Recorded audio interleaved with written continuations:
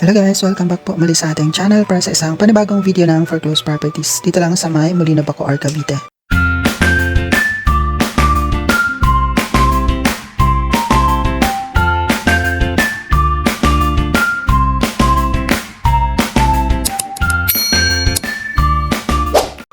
Ayan, meron nga ditong bagong foreclosed property under sa first public auction na na-forbidding ngayong week. Andito lang siya sa may Molino 3, Bacoor, Cavite. Puntahan natin. Dito tayo ngayon sa may buhay na tubig. Bali, papasok tayo doon sa may, ano siya, along Masayto Road or Masayto Drive dito sa may Molino 3. Ayan, bali dito tayo dadaan sa may Pure Gold buhay na tubig. Papasok. Maraming salamat po sa mga patuloy na nakasubaybay sa ating mga videos. Para sa mga bago pa lang sa aming channel, click nyo lang po ang subscribe button at ang notification bell para updated kayo kapag meron tayong bagong upload.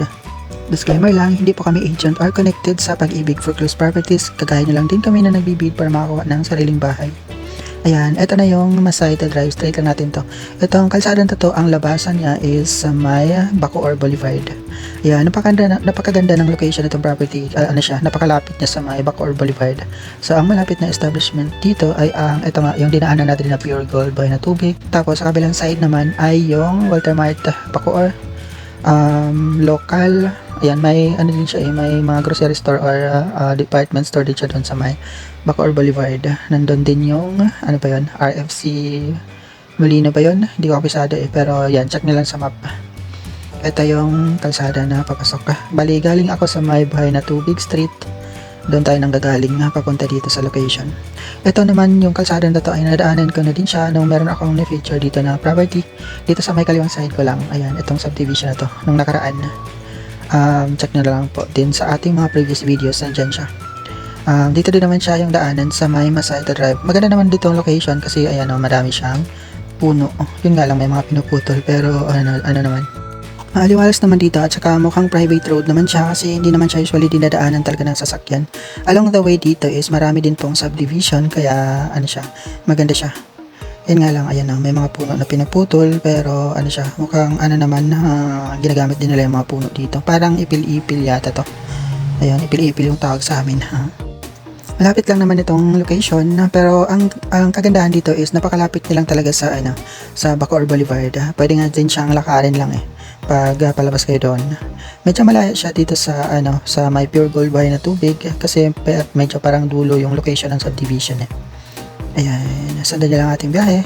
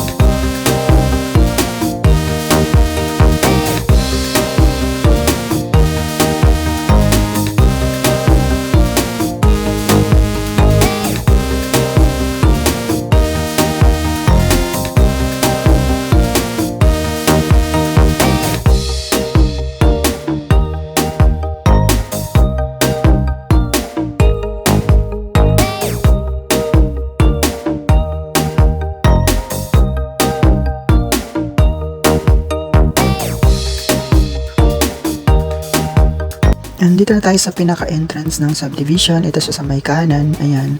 Ang ganda nitong location ng bahay. Ano lang siya? Nasa pinakamalapit lang siya. Ayan, yung block na yan. Dito, napakalapit niya sa main gate. Kaya kung afford nyo itong ibid, ang ganda nitong property. Maganda ito sa may malaking pamilya kasi ano siya, naka 4 bedrooms na siya. Tapos ang lawak ng garage Diba? Mukhang mga ano naman dito. Yung mukhang mga may kaya din yung mga nakatati dito. Kasi yung mga bahay, malalaki siya. Umikot lang ako dito banda pero yung location talaga ng pinakabahay is doon lang siya sa unang kanto. Yan, tinanong ko lang din siya dito. Nakalop naman itong kalsada kaya very accessible siya. Lalo na yung property, ano siya, kapit bahay lang talaga siya ng main gate.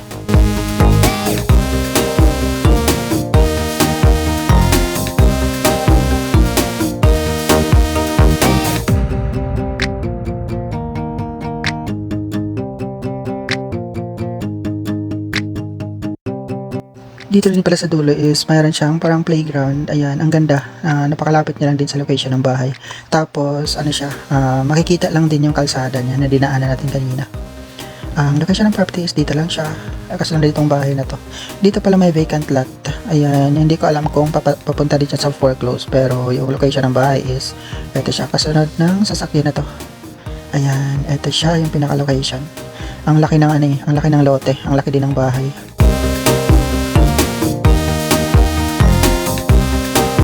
Itong property available sa first public auction, no discount under Trans SPB 313. Ang acceptance of bid offers is from February 12 to 16 and then ang opening of bid offers is on February 19. Ito ang item number 46 with property number 815-2023-1031-0042. Ang property location is at Lotus Lakeside, Block 4, Lot 5, Barangay Molino 3, Bacoor, Cavite. Ito ay isang single attached unit na may lot area na 99 square meter and a floor area of 98 square meter. Ang minimum bid price sa pag-ibig is 4,079,100 and then ang gross monthly income na required based sa minimum bid price is 72,709.36 at ito ay isang unoccupied party. Ang TCT or CCT number niya is 057-201-404-5464.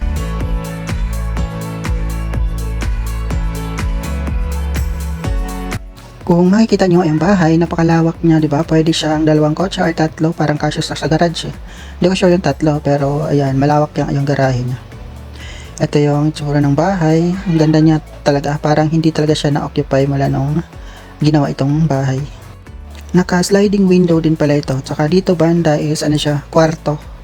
Kwarto ito sa may baba. Bali, isang kwarto sa baba, CR, at saka meron siyang kitchen. Tapos, 3 kwarto sa taas. Ang lapad eh. Ito naman yung sa pinaka main niya. Ayan yung receiving area niya. Ayan yung kitchen. Meron pa siyang space dun sa likod banda. Bukas itong bahay kaya pumasok ako. Kaya makikita nyo yung loob. Tingnan natin siya. Ang lawak talaga eh. Ang ganda eh. Diba? Napakaganda niya. Kung afford nyo magbid dito, panalo ka dito kasi ang lawak ng bahay eh. Yan, sarado yung pinaka main door niya dito pero meron siyang sliding door dito sa kabila. Dito banda, meron siyang sliding door. Ayan, bukas yung sliding door kaya nakapasok ako sa loob. Ito, bukas siya eh. Nasa slide siya, ayan, di ba? Oh, makikita niyo yung loob ng bahay. Tingnan natin siya mamaya. Dito sa likuran banda, ano siya?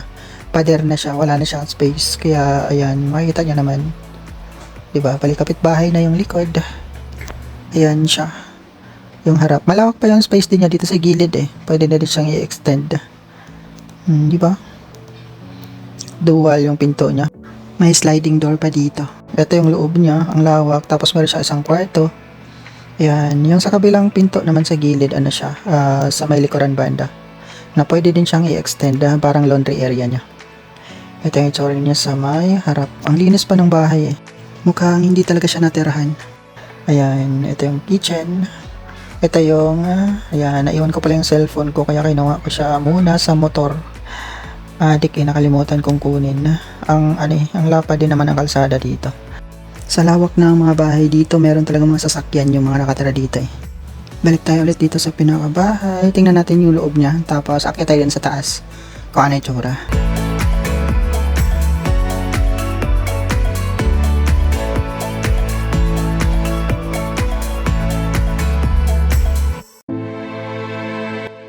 Ayan, bali 3 pinto yung nasa baba, isa sa may kwarto, yung sa gitna is CR, tapos yung isa naman is extension palabas parang para sa laundry area niya. 'Di ba? Ito yung pinaka kwarto niya, hindi naman siya ganoon kalapad. Ayan, sakto lang. Ayan, meron din siyang socket ng ilaw, malinis pa talaga eh. 'Di ba? Mukhang bago pa yung bahay. Pero hindi ako sure kung ilang taon na 'to. Mukhang bago pa naman itong subdivision. Kaya hindi siya makikita talaga siya, hindi pa naman siya itsurang luma talaga. Ito yung CR niya. Ayan, sayang yung bahay ng laki tapos na foreclose lang.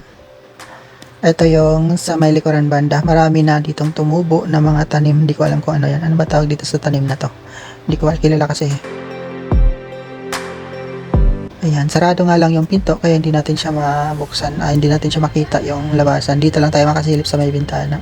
Naka-sliding din yung bintana dito. Kaya maganda siya. Ayan. Ano siya eh? kahoy. Medyo malapad din naman yung space niya dito. Ayan, yung tsura niya pataas. Wala siyang bubong, kaya ayan, tumutubo na yung tanim dito. Di ba? Malawak din. Sakto lang pang laundry area. Maaliwalas na din siya. Kasi yung kitchen niya, nasa loob naman eh. Kaya open space na din talaga siya yung likuran niya. Yan, space din naman to sa may taas. Kaya ano siya, hanggang taas naman yung space na yun. Meron din siyang mga built-in cabinets na dito. Ang galing, ano na siya, semi-finish yung pinakabahay. Kasi yung CR niya naka-tiles na din. Ayan yung breaker niya sa may, ang galing, nakatago sa may cabinet yung breaker niya. Ganda. Diba? Yung lababo niya, ano pa din naman, wala nga lang, parang nawala yung gripo niya. Pero ayan, kompleto siya, may mga cabinet na din talaga eh. Ang ganda na eh. Sa 4 million na minimum bid price niya, ano na din to eh, sulit. Sa ganda ba naman ng location nito, napakalapit niya sa Bacoor Boulevard. Kung babiyahe kang Maynila, napaka-accessible niya kasi nga Bacoor Boulevard, malapad yung kalsada doon, mabilis yung biyahe. Diba, ang ganda. Panalo, silipin natin yung taas niya, kung ano itsura. Ito yung hagdan niya paakyat. Meron pa siyang dito eh, nakatago na cabinet. Dito sa ilalim, mukhang meron siyang gamit, pero ano naman siya eh. Parang hindi naman siya ginagamit talaga. Parang lumang kotson yung nasa ilalim. Di ba? Hindi ko alam kung mayroong tumira dito dati, pero mukhang wala namang bahid na natira nitong bahay. Baka iniwan lang yung gamit dyan. Ito yung itsura niya sa taas. Ayan, meron siyang, ito yung master's bedroom, yung sa harap. Sarado nga lang itong master's bedroom, kaya hindi natin siya nakita. Dito, meron siyang kwarto sa may likuran banda. Malaki din yung kwarto niya eh. Ayan, yung kapitbahay sa kalikod. Ito yung space niya sa may laundry area. Ang laki na ng puno. Di ba? Ang ganda. Open space lang din yung kapitbahay. Binubungan lang nila yung laundry area nila. Dito open.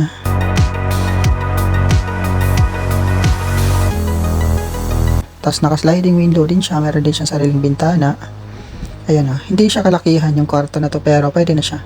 Kung meron kayong mga anak, saktong sakto.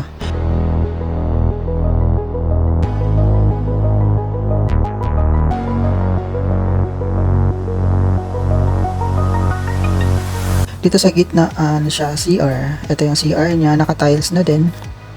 Ayan, kompleto eh, may shower pa. Diba, may shower pa. Dalawa pala yung pinto ng CR, tagos sa isang kwarto yung isa. Tapos dito, yung isa naman is, siya sa may labasan. Bali, accessible siya sa 3 kwarto.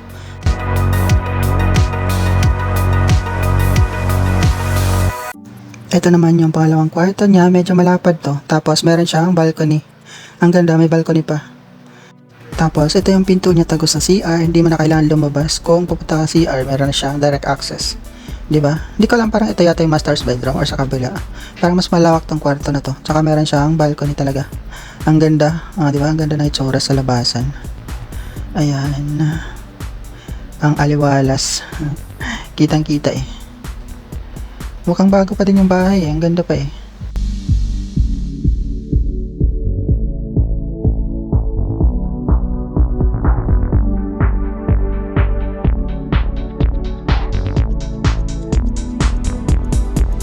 Ito naman yung sa kabilang kwarto, naka-sliding window din siya. Hindi ko lang sure kung ano itsura niya sa loob. Ayan, sarado kasi yung pinto niya, hindi natin siya mapasok. Ito yung balcony, ayan, ang lawak ng niya eh, yung space pa niya sa harap pa, na pwede niyong gawing garage. Diba? Panalo ka dito. Kung price niya is 4 million, mabid mo siya ng 4.5 siguro or 5 million. Mahal pero yun, panalo din naman yung space, ang laki ng space area niya. Pati yung mga kwarto. Tapos pwede din siyang i-expand pa. May expand pa din yung likod eh. Pwede pa din siyang paggawa ng isa pang kwarto doon sa may taas ng laundry area kung sobrang laki na din talaga ng pamilya nyo. Hindi naman sobrang laki. Pero kung malaki talaga yung pamilya nyo, maganda siya. Magandang investment. Mukhang bago pa yung bahay talaga eh.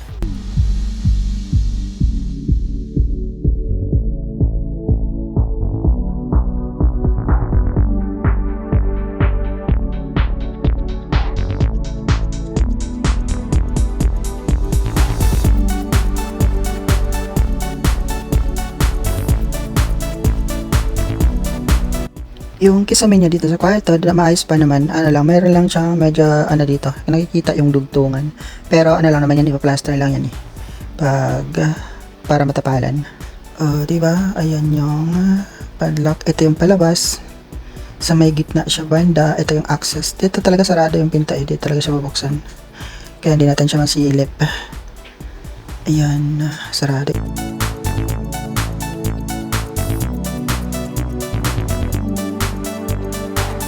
Balik tayo dito sa may balcony. Silipin natin kung makikita natin yung itsura ng loob sa kabilang kwarto. Abot yata yung camera ko dito eh. Try ko siyang silipin. Ayan, dito banda. Eto siya. Ayan, ang linis din ng itsura niya. Wala ding laman, walang kalaman-laman. Sarado lang talaga yung pinto. So, ibig sabihin, ano talaga, plain talaga itong bahay. Wala siyang bahid na natirhan. Mukhang wala talaga siyang bahid na natirhan. Diba? Ang ganda.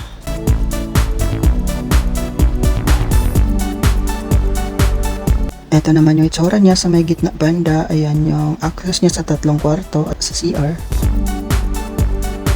Tapos dito, spacious din naman siya dito. Ayan yung sa may hagdan. Tapos meron siyang 3 bintana, maliwanag siya. Nasa inyo naman kung ipapa-extend nyo pa itong area na to.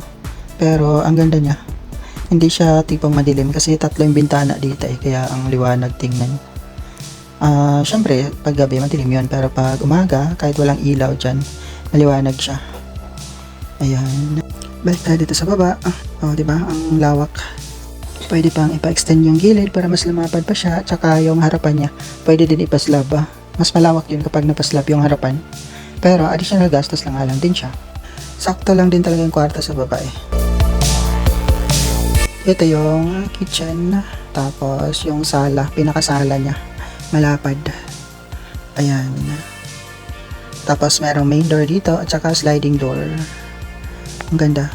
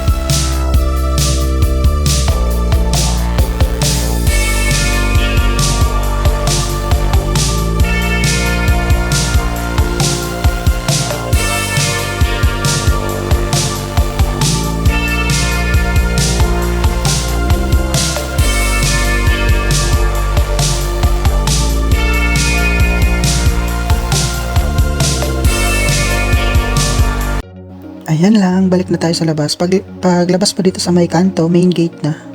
Ang lapit-lapit na lang sa main gate. Pwede na siyang lalakarin. Eto, main gate na siya. Katabi lang talaga siya ng main gate, palabas ng kalsada. Tapos, dito tayo dadaan palabas sa may Bacoor Boulevard.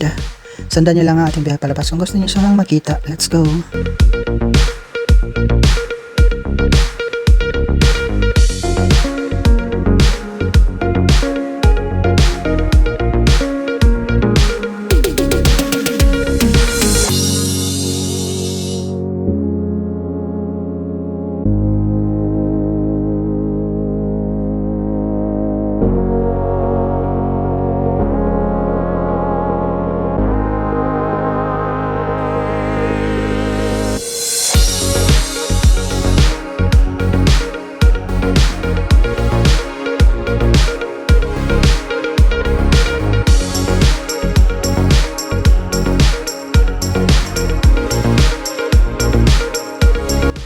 Ayan, dito tayo sa may Bacoor Boulevard.